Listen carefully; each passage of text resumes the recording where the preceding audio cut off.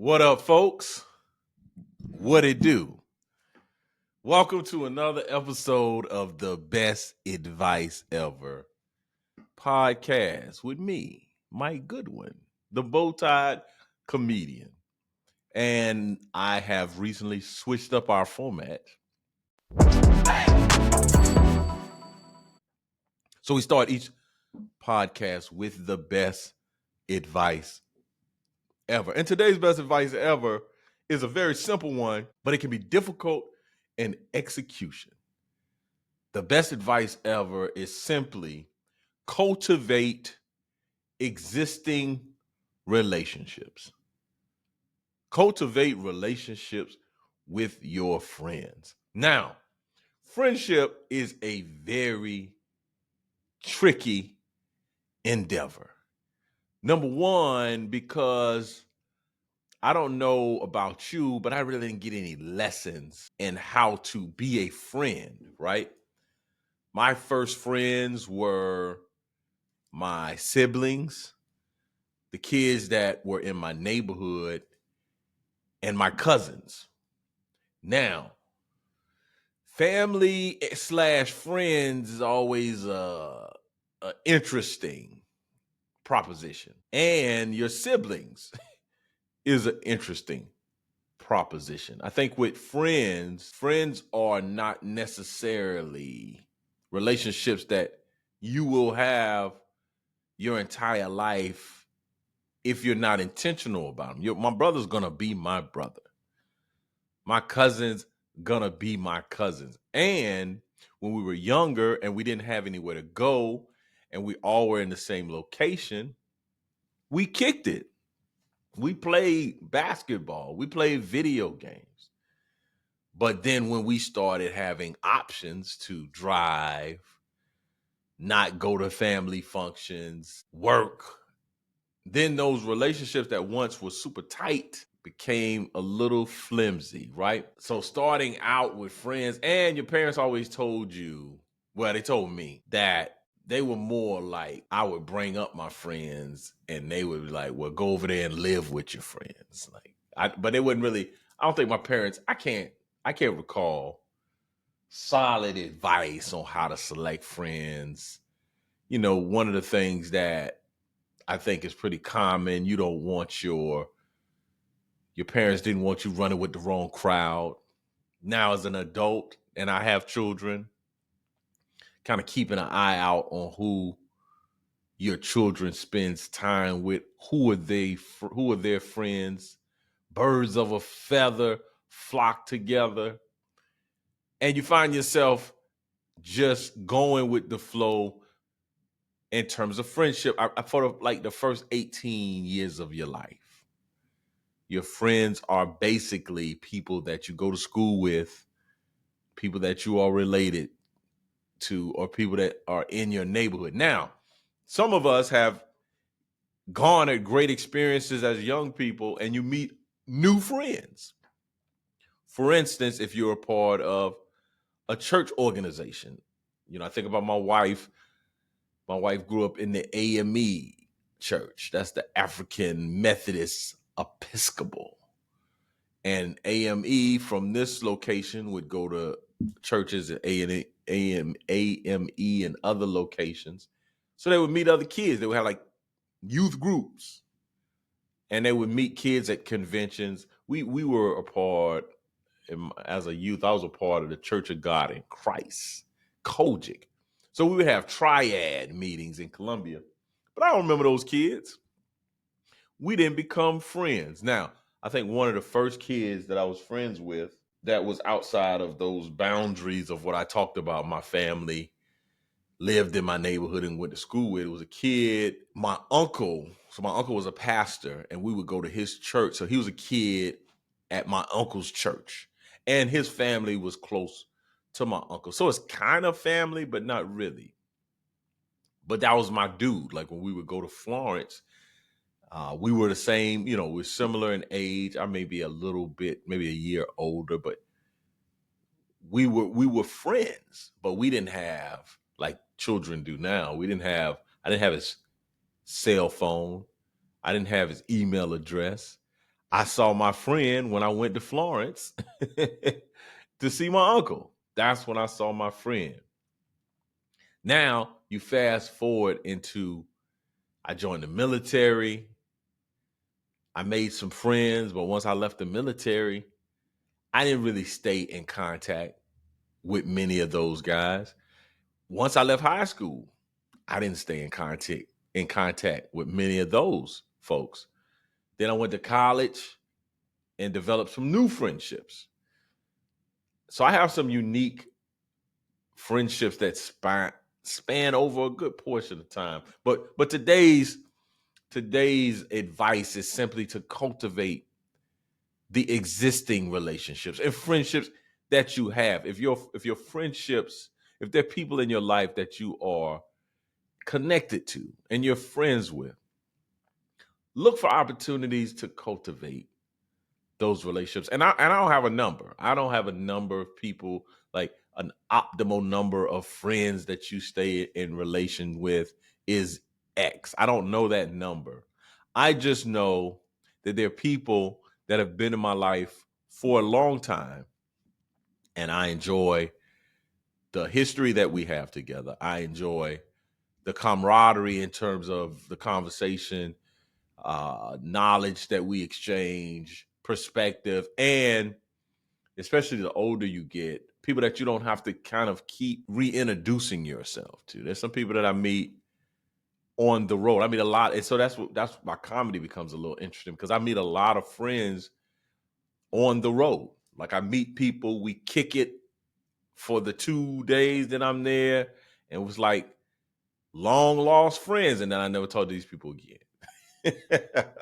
Or there are relationships where I get hired to go do comedy. I develop a camaraderie, a friendship, so to speak, with a pastor or with a CEO, someone that is in an organization. But my friendship is contingent on me performing, me coming in doing comedy. So they'll hit me up. Hey, man, what you got going on? What does your December 3rd look like?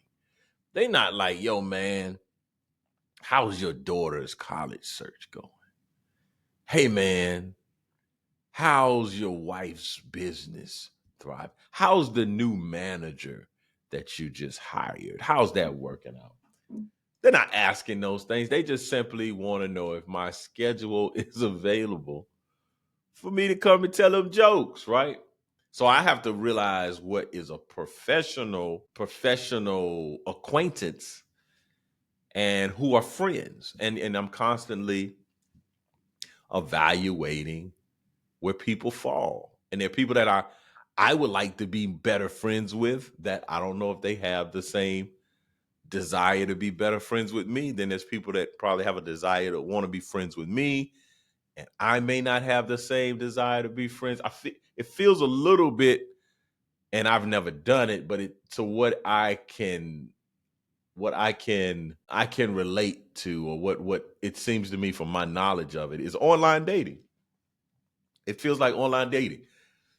Again, I got a friend who lost his wife, and he's a widower, single, good dude, out here dating. In the dating world, he's not the guy that's just like wham bam, thank you, man. This is a solid guy. This is good people.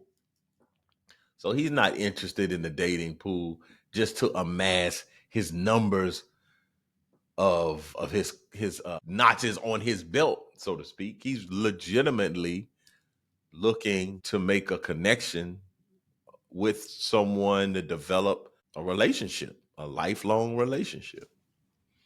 And he often tells me that you'll match with folks and go out on a date. And there's been times and he's been super interested in the person and the person hadn't been super interested in him. Then there are people that are super interested in him. He's not super interested in the person. So it's a little wonky. It's a little wacky. So all that to say, simply, don't ignore friendships. One of the things that people often say, and I heard it, like, especially, and I don't know. I don't know.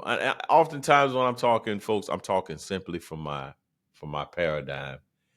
I think it, and this is what I've always said. This has been always my thought for Christian men. Now, just because something easy doesn't mean that you can't move beyond it.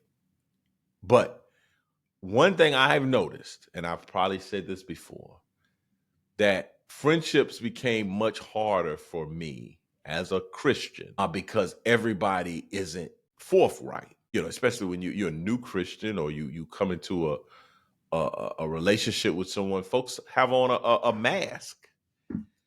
So people, when you meet somebody, be like, "Hey, Mike, what's up, man? How you doing, brother? I'm blessed and highly favored." They don't tell you when you meet them, "Hey, man, I have issues with pornography. I have anger issues. I have abandonment issues. I have narcissistic tendencies. I'm a butthole. I'm a jerk." Like, people don't tell you that. They tell you that they're blessed and highly favored. They're the righteousness of God. I'm a peculiar individual. I'm a I'm a royal priesthood. I'm a child of God.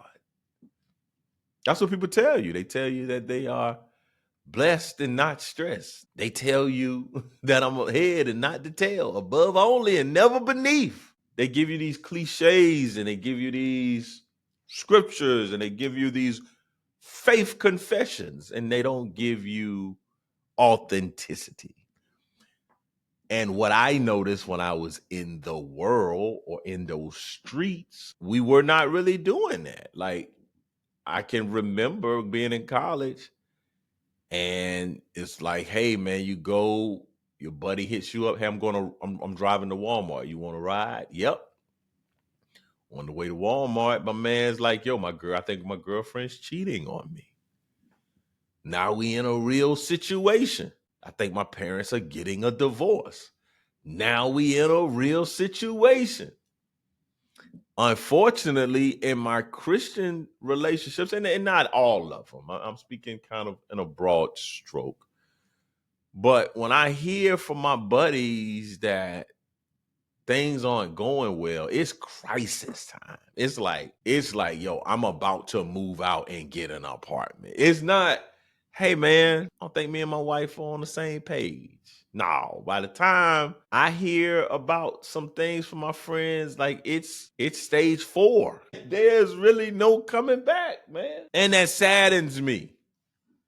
That's sad to me. And again, I'm with a broad stroke here. I'm a broad stroke, and I have some very intimate relationships. Now, intimate is a very curious word to use, but I have relationships with folks that are transparent, and they like, "Hey, yo, this is what it is. This is what I'm going through. This is what I'm encountering." One of the things I learned early, especially as it related to relationships, I wouldn't bleed on people if they were not bleeding on me. That's a very graphic way to say that, but I guess another way to say that is, don't share. Let's reciprocate in a relationship. If somebody's very surface in their interaction with me, I need to be very surface with them. And if I feel like we need to be more than surface, then I need to say that to them. But if they're just always talking to me about like regular things, NFL games and their commute to work, just really mundane, basic, nothing below the surface type stuff, then why am I here sharing my heart, telling this person my dreams and my goals and my disappointments? You need to be in relationships of reciprocity. My pastor said something today my pastor said something recently, and it was basically that too many folks have convenient friends, and friendship should not be convenient. And I agree, but friendship should be cultivated, and we should is not a good word too. My counselor said, therapist said, it's like shoulding all over yourself when you say should. But it's important to cultivate authentic relationships. And I think it's important to, when I say cultivate, I'm not just saying staying in contact, like scheduling to see. I don't. I was just listening maybe to a YouTube. I found this YouTube site. It's basically about deep thinking, and the conversation was around how do you combat social media. And the person or the expert that was speaking was basically saying that the challenge of social media is that humans desire connection, and one of the ways that we are fulfilled in that desire, and I don't know if it's a dopamine, but we need touch and we need eye contact, and you don't get that on social media. I may see that your family, your daughter's going to high school, but I don't. That doesn't give me the same effect as if I saw you for dinner, or we met for coffee, or to, we met for lunch and had a conversation and you told me those things. That's a different, that's a different feeling, and your body responds differently. So we need to cultivate relationships that are existing, and relationships that we want to continue having with people. And I'm not certain if I said this, but people often will say, I'm low maintenance, especially men. Men, I'm low maintenance. I'm low maintenance. Okay, it's cool to be low maintenance, but that doesn't mean there's no maintenance. Low maintenance doesn't equal no maintenance. So make sure. And it could be going to a ball game, right? It could be going to, I think about my friends over the years. I have a group of friends, and I have all that. I'm interesting. I'm different because I got all kind of people in my life that, and I feel like I have some really strong relationships. But I'm thinking about two of my friends. We would go shoe shopping. We would go buy some shoes. No, we haven't done this in a while. I got some buddies that I would meet, and we would go and go to a game, go to sporting events. You have friends that you may have a fraternity. I have fraternity friends that we go to annual meetings, or we may go to a step show or probate. We know someone that is becoming a member, so we will go to their new member or introduction. So I'm just simply saying, make sure that you're deliberate in cultivating relationships that exist. I don't know. I think about even in fraternities and sororities, especially fraternities, because I'm in a fraternity. It's always interesting how much energy is around getting new guys. And I'm talking from my perspective. When there's a line, when there's some new members that are about to be a part of the chapter, everybody's amped up. You see people that you haven't seen in a while. They return. Everybody's interested in the line, the new guys. And unfortunately, sometimes that same energy is not focused on the guys that's there, the guys that we know. I do when I do my sometimes when I do a comedy at like not new members, like volunteer appreciation night, or everybody calls it something different. But basically, churches will throw a banquet sometimes and have a comedian come in to show like love to their volunteers, and they call them servers or dream team, or they don't call them servers. That sounds like something else. But they call them the dream team. And one of the things I would often say when I'm doing my stand up, I would say, as focused as we are on the new member or the person, like the first time visitor, and we're greeting them and we're welcoming them as leaders or people that serve together in church, make sure that you're spending the same amount of energy and effort on the people that you serve with. Like, you can get so common with folks. You be like, that's just Smite. What up, Mike? Hey man, you don't know what I'm experiencing, what I'm going through. I want the same. And again, I don't need the new members, but I often make the point of don't ignore the people that you're serving with and lavishing all this love and attention on the people that you're trying to serve. And again, I'm not saying, because again, you can be like, oh man, I got to put so much work. Man, y'all, you know the deal. You know what we going through. And of course, yeah, of course. We right, like there is a level of like, you on the family, we love you. It's similar to the prodigal son. This guy goes out, squanders his money, is homeless, comes to himself, returns home. The dad is ecstatic, man, to see his son, puts a robe on him, a ring, has a party. And the son that was there was like, yo, I got none of this love, man. And I think it is appropriate for the son that's there to not have to ask for a party. I think we need to recognize, hey, man, thank you for being loyal. Thank you for holding it down. Thank you for serving. Thank you for being a friend. Travel down the roads and back again, right? It's like my wife. I don't need a thing to celebrate her. I don't need her birthday to acknowledge. And that's, and I've kind of struggled a little bit with like Valentine's Day.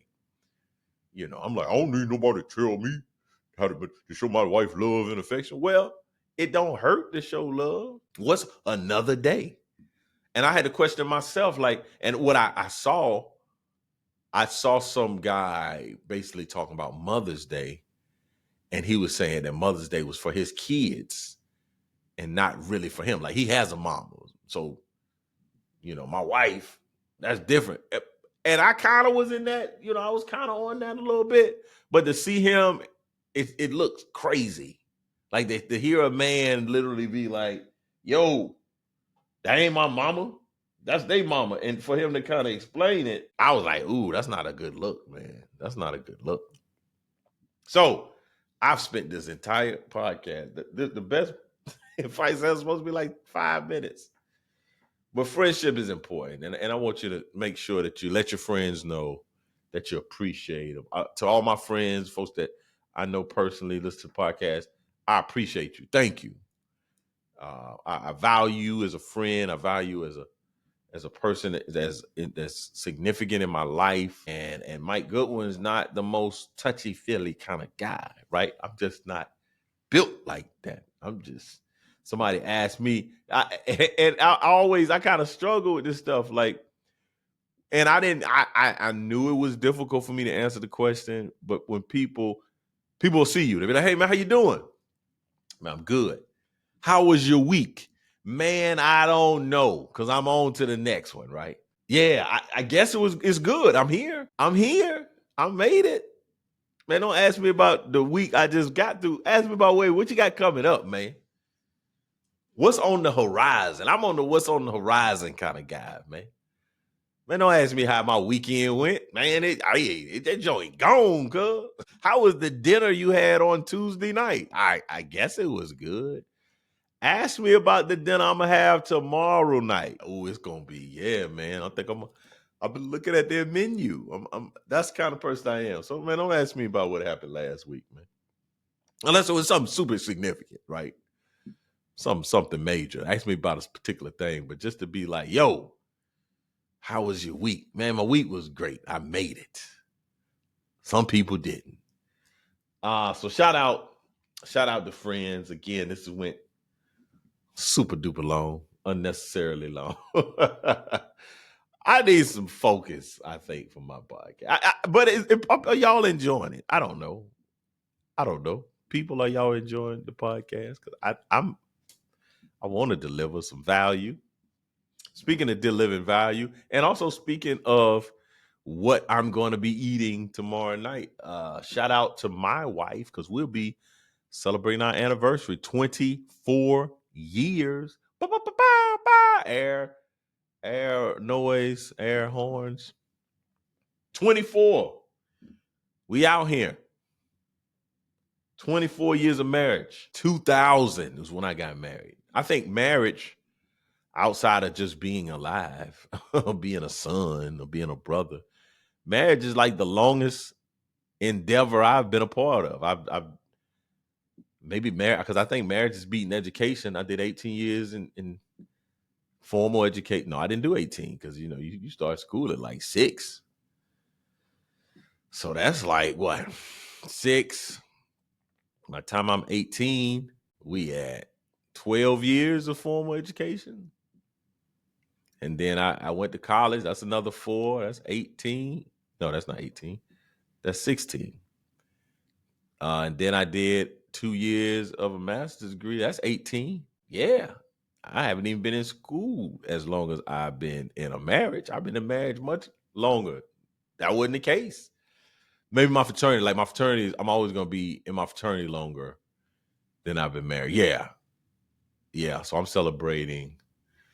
I joined my fraternity in 1998. So I'm always be a member of, yeah, that's one thing I just thought about that. I'll be a member of my fraternity longer than I'll be married. And who knew that I was going to be telling people I'm in the fraternity almost 30 years. What? I'm old school. Like when young guys meet me, they like, what up, old school? Young school. What up, old school? And I ain't even saying nothing. I got a 98, spring 98. You got these guys like spring 24, spring 18. Man, I've been here since 1998, my guy. But yeah, I was reading something. One of a friend of mine posted on Facebook. It was about marriage and vows and how he feels like people not really locked in with these vows, and people all in the comments. And one of the women made a comment of like, everybody's not perfect, and the truth of the matter is nobody's perfect. And I don't even think, because the guy was like, that's what striving to be. I'm not striving to be perfect. Maybe in my faith, like I'm trying to like live a faith, my faith walk, but I'm not trying to be, I'm not a perfectionist. My marriage is not perfect. My marriage is messy, man. We got some messy stuff. But I think that we are determined to be the best spouse for one another. Like I'm committed to God, number one, and then to my wife. So as I continue to follow Christ, I have to make some changes. I can't do the things in my natural inclination and still be a great partner, a life partner, a support system, right? So don't tell people that have been married a long time that our marriage is perfect. Even if you look at us and be like, oh, they like you got a perfect marriage. Nah, bro, we ain't no nah. Nah. Look at me. I'm not perfect. My wife's not perfect. We're constantly figuring out how to navigate life and improve the quality of our marriage. Our marriage, I saw something, and I used to have a joke about people say marriage is a beautiful thing. Marriage is not a beautiful thing. A marriage filled with love and affection is a beautiful thing. And that's it's just not beautiful by virtue of just being married. No, you got to make your marriage beautiful. You got to take your marriage to the gym, right? Your marriage got to get on a plant-based diet. Your marriage need to drink water. You need to take your marriage to get an oil change. I just recently had a friend of mine ask me, like, yo, how have you made it? Like, how 24 years? Like, and I feel like Kanye was talking this way. I don't have the answers. You don't have the answers, right? People look at folks like myself, you've been married 24 years, and they think we have the answers. We don't have the answers. We just know that we're constantly asking the question that gets us to the answer. Now, I don't know the answer, but if I ask the right questions, you can figure the answer out, right? So the question is, how can I be more kind? How can I offer more grace? How can I be more present? How can I be more empathetic? How can I be more sympathetic? How can I be more fun to be around? How can I be more entertaining at my home? Like, I can entertain on the stage because I've been paid. I'm looking for a payment. We have a professional agreement. At home, hey man, life circumstances get up under my skin, and I ain't funny man right now. I'm frustrated man, right? So it's important. It's important to have individuals in your life that are ahead of you in marriage and are behind you. Like, we love talking to the older couples that have wisdom and knowledge that, man, they 40 years in, 30 years in. I need to talk to those folks, right?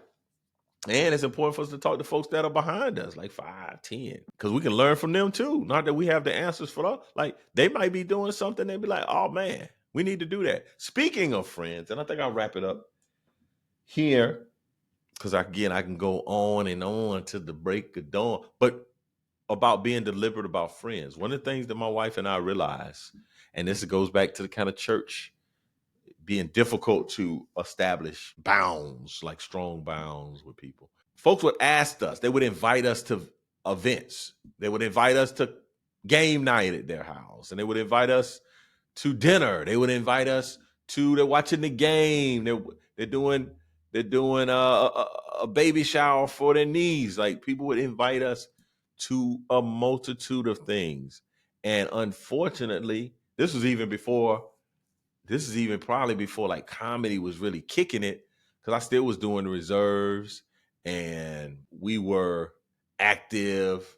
I was super active in my fraternity, and my wife has been doing, stuff. I don't know, but starting their business and with the comedy. So we're not able to come to a lot of things. Our weekends were such that the weekends we were busy. We were doing things, and people would invite us, and they would invite us, and we say, hey man, just keep inviting us. We'll make it to something.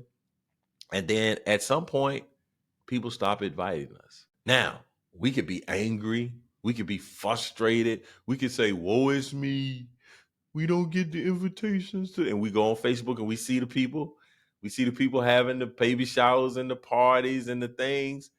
And you could be sad, like, oh, I was home, I wasn't doing anything. Like, no, man, our schedule restricted us from doing things. So what we needed to start doing, or what we started to do, was to cultivate our relationship so that we're having a good time with each other. And we also will cultivate relationships with people that are in similar kind of rhythms that I like, that entrepreneurs like us. So we have a business community that not only do we get like poured into in our business, but we get poured into socially. Like, we kick it with these people. Like, these are friends. These are people that we talk about business, and we talk about how to generate leads, and we talk about how to scale and grow, and we talk about how to move from 6 figures to 7 figures. But we also talk about, hey man, what are you streaming right now? What was the best movie you've seen recently? Hey man, where did y'all vacation this year? Hey man, how do you like those shoes? Are they comfortable? And that has been a blessing to us. That's been tremendous for us. We've gone out of the country on like retreats and getaways, and we've been filled. Like personally, I need human interaction on a social level. That's why I joined the fraternity. I'm all about social. I'm a social butterfly. I don't know what the male version of the social butterfly is. I'm a social dragonfly. I need to be in the mix. That's important to me. That fuels me as an individual. That's why I find fulfillment in being able to interact. Man, I love to socialize, and that's where you find some challenges. Maybe I tell a story in the upcoming podcast about some church folks I was at an event with, and the church folks left, and I stayed. I stayed at this particular spot because I was, hey man, I'm gonna kick it for a little bit. My family out of town. It's still relatively early. I'm gonna kick it. I am the kick it king, bro. I'm gonna kick it. I'm gonna kick it, and I need to kick it. I want to kick it. Can I kick it? Yes, I can. If you don't like to kick it, then drive your own car, cause I'm gonna kick it. Don't be beholden to me. But I kick it and then I'm out. Like I'm the kind of kick it person that I don't need a lot of fanfare. I just need a little bit, kick it, have a good time. And then before things get crazy, I'm out of there. It's amazing. And I'll wrap this up. It's amazing. I got some fraternity brothers of mine that when I first moved to Columbia, they were still kind of, it's just 20 years ago. So, but I'm married, right? So I'm a married man, faithfully married. And these guys, they, either fresh out of college, single. Some people single, some people married, but they didn't have the same focus in their marriage like me. And we go to dinner, we go to the game, we go to some function and have a great time. And then about 11 o'clock, 11:15, Mike Goodwin gone. Then the next day I'm getting phone calls about the after stuff. And when people have stories, they was like, yeah, man, remember that night? And I was like, nah, I left. So there's always additional stories. Like I was there. Yeah, I remember the night. I saw it. I saw it percolating. I saw it about to happen. But your boy was in the wind. There's so many stories of that. Like somebody, things went awry. And it was like, Mike, where Mike? Oh, Mike gone, man. We was having a great time. But I always know when to leave, man. I'm the king of knowing when to leave. If you want to know if you want to keep your nose clean, that's when I was a kid, they tell you, keep your nose clean. I don't know what that meant. I feel like that got something to do with cocaine. But keep your nose clean, man. I would kick it. I'm coming. I'm gonna hang out, man. I'm gonna come to the meet and greet. I'm gonna come to the happy hour. I'm gonna be there.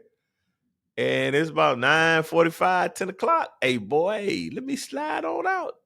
10:30, I'm in the wind. And then with all the excitement, all the fireworks, hey, man, I was at the house. I was in the bed. I was watching a movie, right? So hopefully, again, this was good. Shout out to the Olympics. I've been locked in. Gold medal, basketball, more than anything. Track and field. I'll talk about my track and field experience probably on the next podcast. But hopefully that y'all have gained something, man. Also, we've been trying to get folks to send in petty recommendations. Ain't nobody sent nothing. So we still got this gift card. I'm gonna give you another week. And if not, I'm gonna see if Jennifer gonna let me rock the petty paraphernalia. Cause I'm gonna rock it on my show. You see, I got a nice shot now. So I got the God. Ain't petty, but I am. I'm gonna be rocking it. Shout out to Jennifer Jasper, because she'll be like a little tiny sponsor, right? Got a little sponsorship situation going on. So if y'all don't send in your petty analogies, your petty names, I'm a cash in. I'm gonna cash in myself. But thank y'all for checking in on the podcast, man. The best advice ever. I feel like I just be rambling and bambling. Hopefully you again we moved the podcast over to a new YouTube page because the stuff that's on my standard page is comedy, and we're trying to grow that, and we're trying to impact the algorithm. So if somebody sees a 3-minute joke and then they come and I'm talking for 40 minutes about friends, hey man, who is this dude? But if you locked into the podcast, if you doing your cardio, you cleaning your house, hopefully this is very helpful to you. Again, check me out. If you got any questions, just email me at info@comedianmikegoodwin.com. Check me out on socials. I'm at Bowtie Comedy on all the things. Comedian Mike Goodwin. Either one of those should get you to me. I look forward to seeing you next week. Same bat channel, same bat place. You could have been anywhere in the world, but you're here with me, and I appreciate it. Peace.